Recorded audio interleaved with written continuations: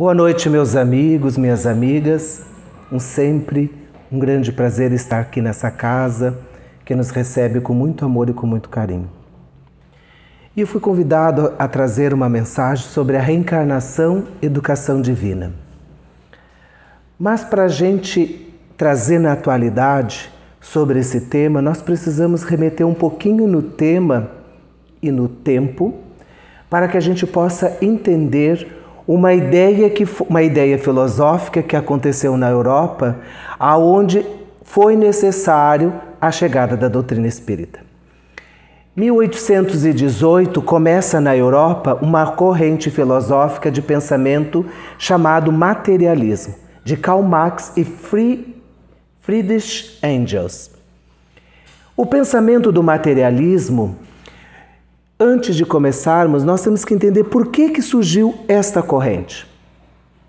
Antes de 1818, no século XVII, nós lembramos que a predominância da Igreja Católica sobre toda a Europa era muito forte. Ela só se submetia ao rei, porque o resto ela mandava em tudo. Mas além de mandar, ela tinha ideias muito cercadas fora de uma ideia mais libertadora. Então todos os cientistas, filósofos, artistas não tinham as suas ideias abertas porque a igreja dizia que era um dogma e que não existia. E nesse processo, esses intelectuais, os cientistas e da ciência e da cultura, começaram então um movimento contra a igreja. Mas para criar um movimento contra a igreja, você tem que destruir a ideia da igreja, que era o reino de Deus, Jesus e tudo mais. Então Karl Marx, pelos interesses pessoais e de Friedrich, eles criaram o materialismo dizendo assim: a inteligência do homem é uma propriedade da matéria. Nasce e morre com o organismo. O homem nada é antes nem depois da vida corporal. Por quê? Porque eles queriam a liberdade de expressão, criar e deixar a ciência e a própria cultura de se desenvolver. E nesse desenvolvimento, em 1789, em Paris acontece a grande Revolução Francesa, falando fraternidade, igualdade e liberdade, aonde alguns fizeram seus interesses, manipularam o povo e fizeram a grande queda de Bastilha e toda aquela revolução para demonstrar para a coroa que o povo tinha voz e tinha também ideias.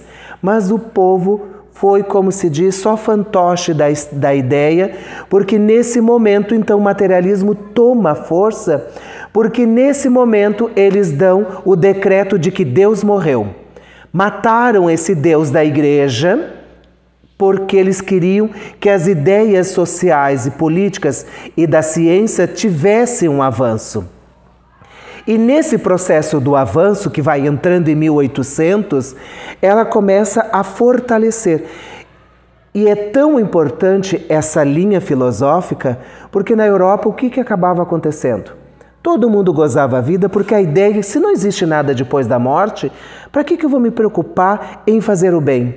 Vou gozar a vida, tanto que a sensualidade, a sexualidade entrou em proporções gigantescas, porque não tinha mais a preocupação do casamento, do celibato, da monogamia.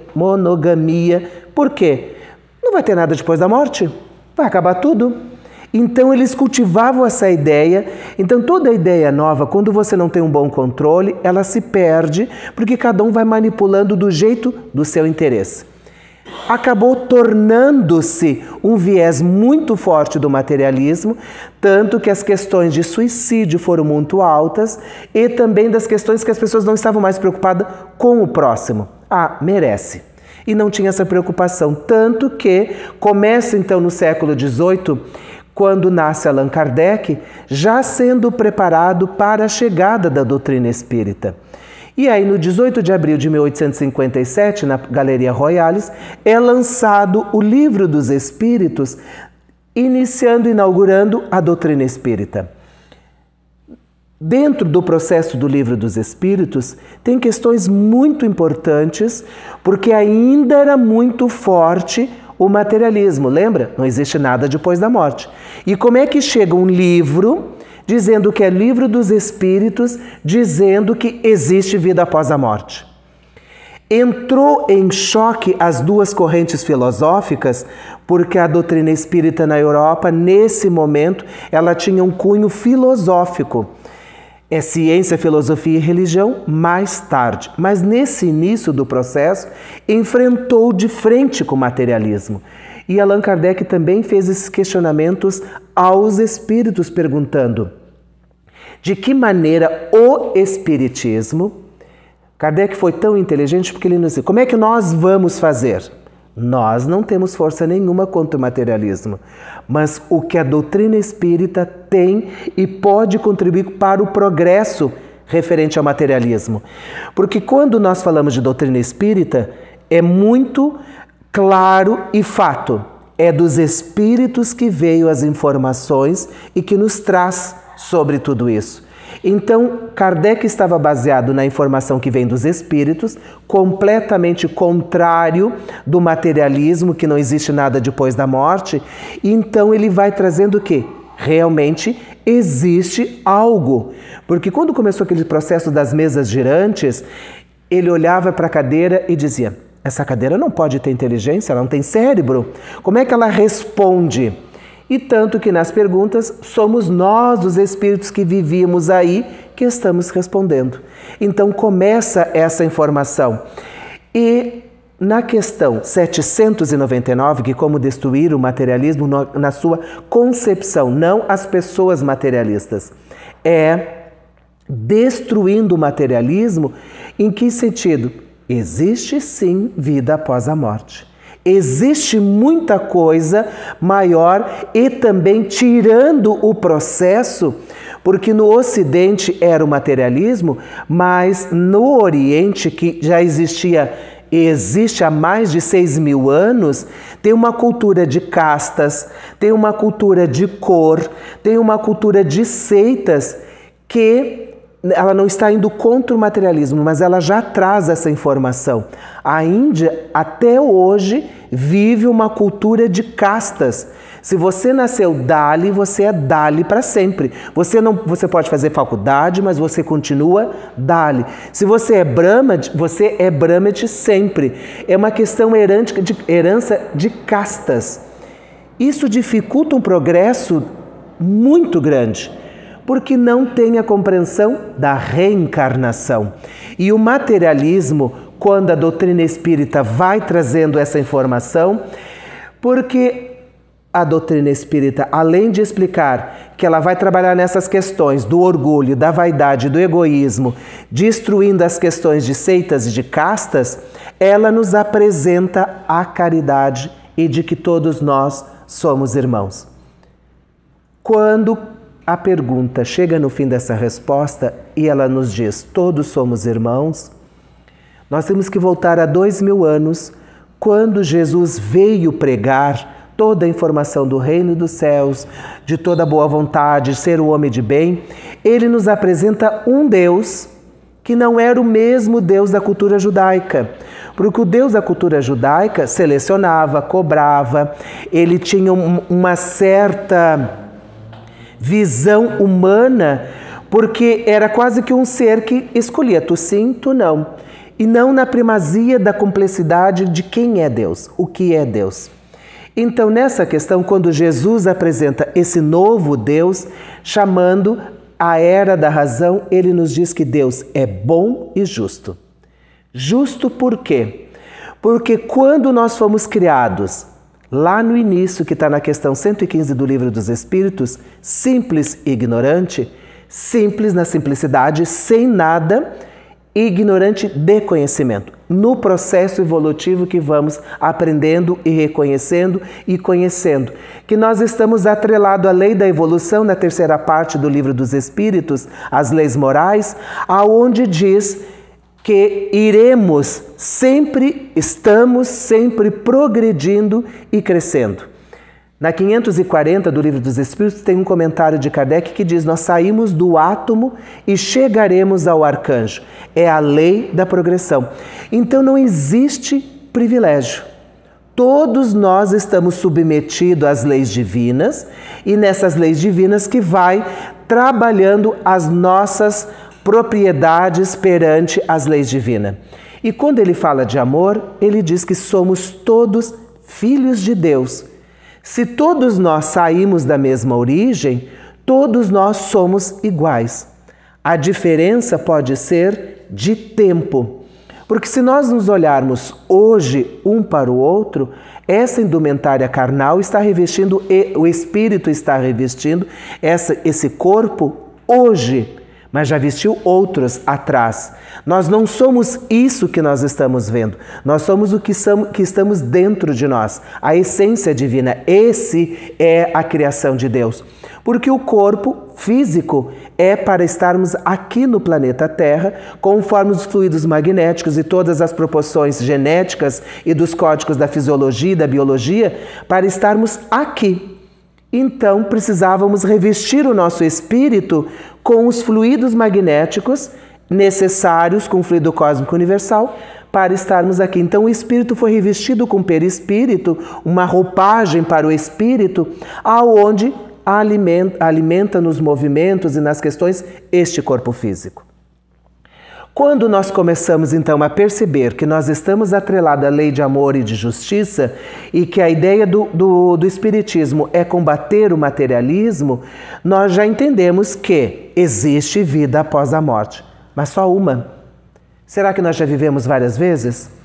E aí o Kardec pergunta na 133, qual é o objetivo de nós estarmos reencarnando tantas vezes?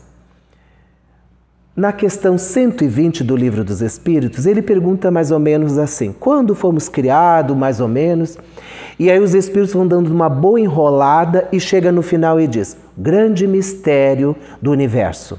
Não sabemos quando fomos criados, e eu acho que nós não temos capacidade intelectual de entender, porque nós sabemos que já passamos pelo mundo primitivo. Lá nos nossos instintos, hoje nós estamos no mundo de provas e expiações, que é da predominância do mal, então a gente compreende que onde nós estamos é de reajuste. Mas se é de reajuste, algo está com lacunas abertas que a gente não compreendeu ainda. Então eles respondem, é para chegar à perfeição. Se eles estão dizendo que é para chegar à perfeição, eles estão nos dizendo que nós vamos chegar à perfeição.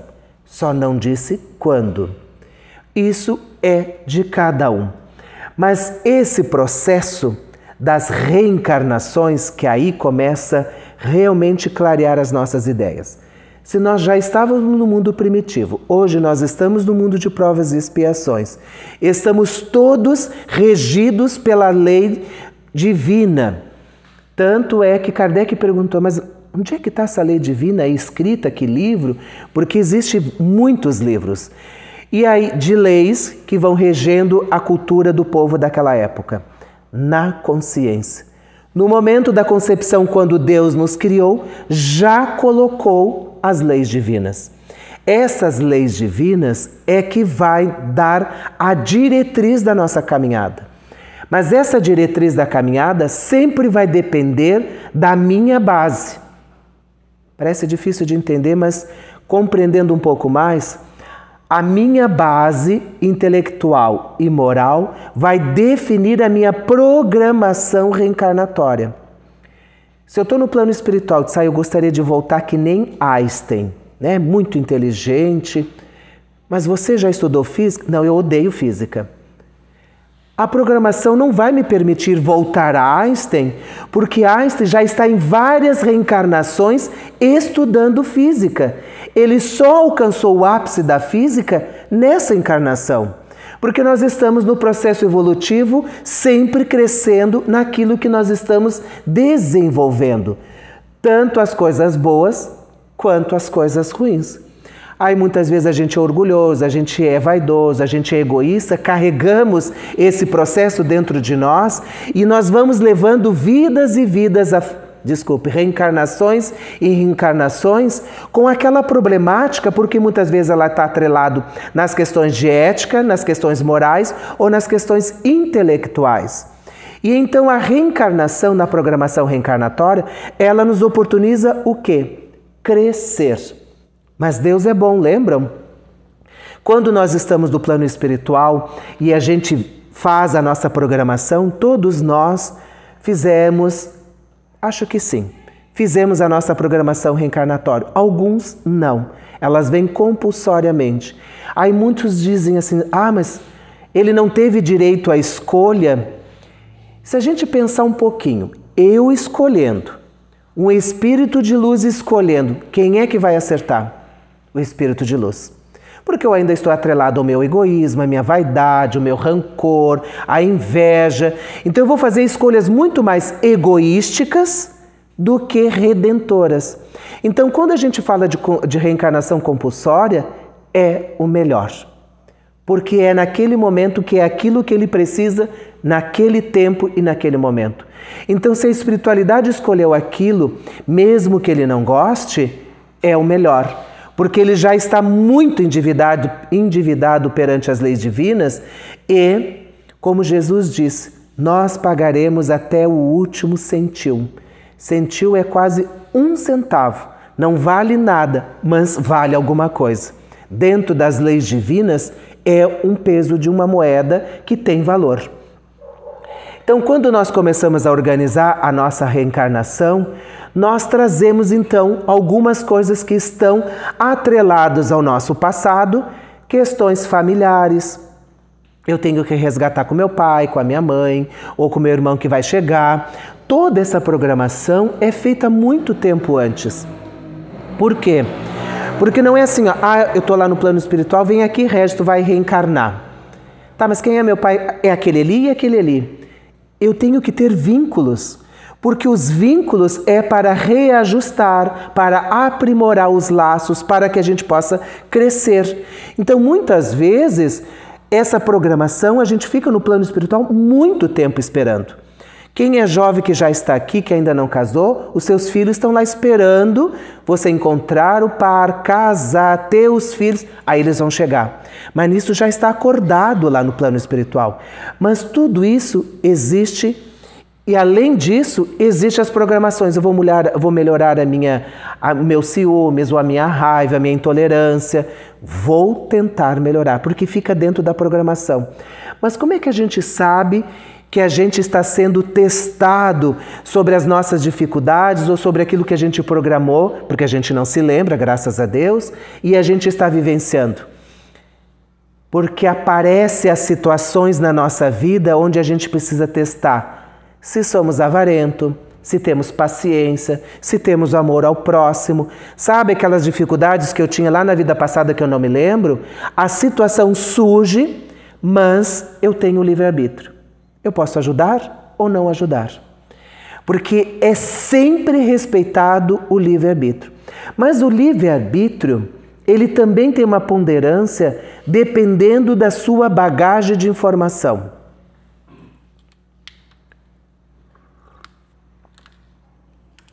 Se você tem pouca bagagem de informação, eu não estou dizendo intelectual, que seja inteligente ou não, mas a bagagem de vivência, de experiência, de aprendizado, que fica tudo lá guardado. Então, o livre-arbítrio se torna um leque maior. Eu posso dizer sim, eu posso dizer não, talvez, contudo, porém, todavia. Se é um leque pequeno, você não tem muitas informações, sim e não. Você tem o direito de dizer sim ou não.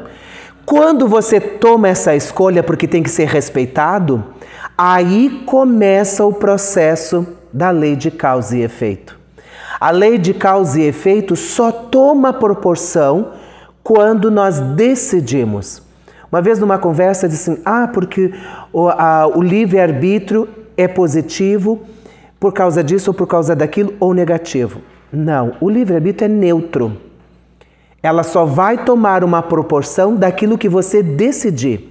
Eu posso matar ou não matar. Se eu matar, eu vou ter que inventar as leis dos homens, eu vou preso, e fora que eu tenho que resgatar com aqueles irmãos que eu tirei a vida, que eu não deixei ele dar a continuidade no seu progresso, eu tranquei o processo dele.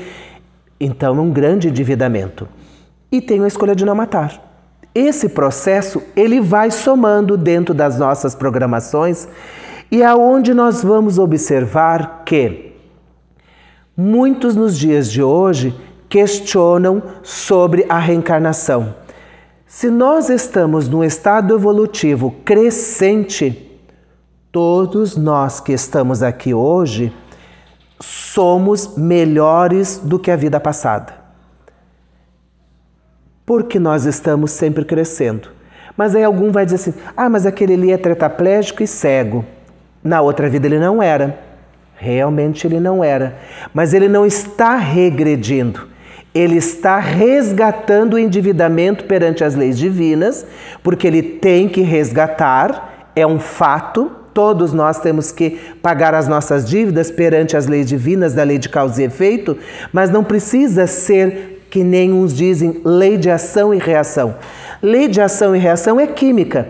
O que sobe e desce, o que vai e volta, o que queima, apaga, aquelas coisas.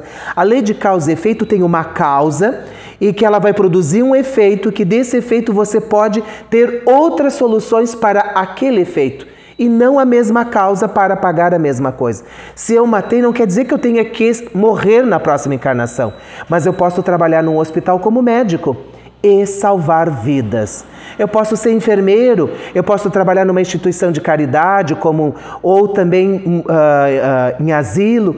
Eu tenho várias formas de resgatar o meu débito perante as leis divinas do que eu cometi. Então essas consequências do males do corpo físico, ele só está resgatando, porque traz essa bagagem de vidas passadas que a reencarnação está oportunizando para que ele possa crescer e melhorar. Muitas vezes trazemos questões psicológicas, síndrome de toque, uma profunda a gente está observando muitos jovens já em estado de melancolia, quase adentrando em depressão. A Lírio Cerqueira lançou um livro do estudo sobre a depressão, muito bom. E a primeira pergunta, a depressão tem cura? E ele responde, sim, tem cura, vírgula. Só não sei em qual vida. Porque pode ser que nessa eu esteja no auge da depressão, eu comecei na vida passada, eu posso estar iniciando nessa vida e nas próximas vou ficar depressivo, ou estou no fim da depressão. Porque hoje a gente está vivendo mais, mas há 200 anos atrás as pessoas viviam até os 40. Se não cometiam um suicídio, vivia até os 20. E a depressão era muito forte porque as pessoas, lembram do materialismo? Não existe nada depois da vida? O suicídio era muito grande por causa disso. Não, estou muito depressivo, não aguento mais, vou ali me atirar no rio, já vou embora. Vai acabar tudo? Ledo engano. E aí eles percebem que existe a reencarnação, existem os débitos. Só que quando você está num estado de perturbação muito profundo, você não enxerga a luz, porque você vivencia o problema. Então por isso que muitas vezes as pessoas dizem, que isso é bobagem, depressão é bobagem. Só quem passa sabe o que é. Então muitas vezes pode ser que você esteja nessa encarnação no meio da depressão. Pode ser que esteja no fim ou no início. E muitas vezes, então, tem essas patologias, síndromes de toque, porque como é que a pessoa traz informações psicológicas que você não teve essa vivência? Que nem eu tinha comentado hoje de tarde, num trabalho com a família, sobre crianças, que muitas vezes, que era sobre reencarnação, um pedaço, a criança, o menino ou menina de 7, 8 anos, tem muito medo do escuro, de uma sala escura, de um local fechado. E aí os pais pensam, mas nunca aconteceu nada, a gente, nunca caiu da cama, porque a gente pensa isso. Mas essa criança tem um trauma que ela fica desesperada quando está no ambiente escuro. A doutrina espírita traz um esclarecimento, é só um exemplo, tá? Traz um exemplo dizendo que esta criança hoje foi criança numa vida passada e ela sofria abusos constantemente num lugar escuro. Ela não via nada, mas sentia tudo. As dores do corpo, o espancamento. Então, nesta vida, ela não lembra o que aconteceu, mas o corpo reage à escuridão porque está guardada a informação lá no perispírito, essas atrocidades que feitas no corpo físico passado, mas a mente gravou a informação. Então, toda vez que ela entra num quarto escuro, quando ela se depara num quarto escuro, vem toda aquela sensação de medo, de espancamento e do estrupo.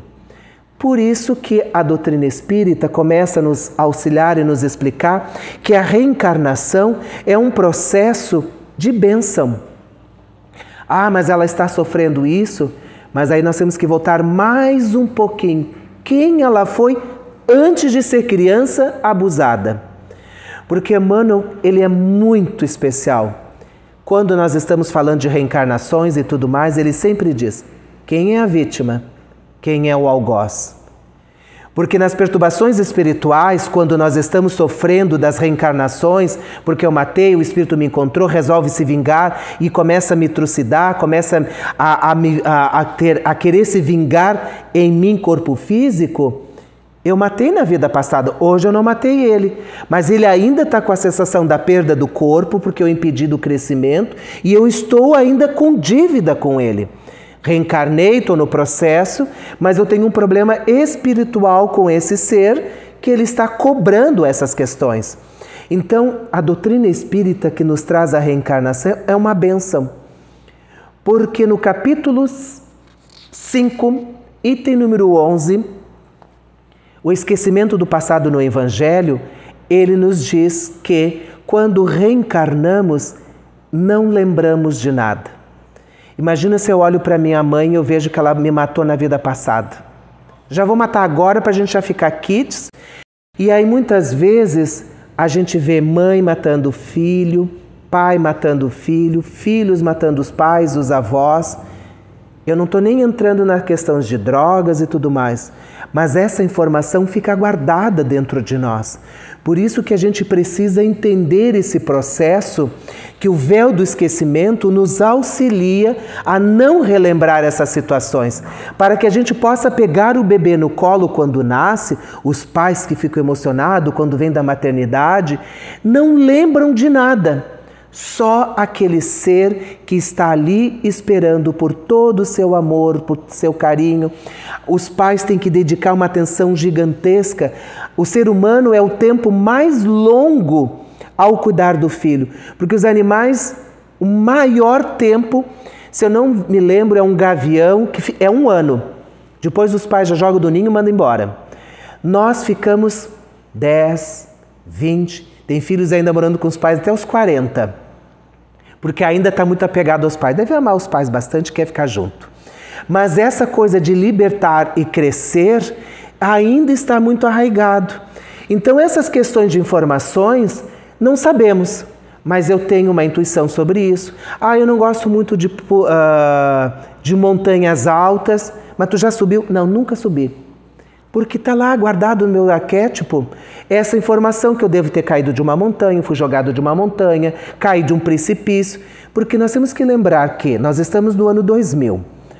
Nós estamos saindo do mundo primitivo há mais ou menos 8.000 anos. Então, com certeza, já vivemos muitas vidas.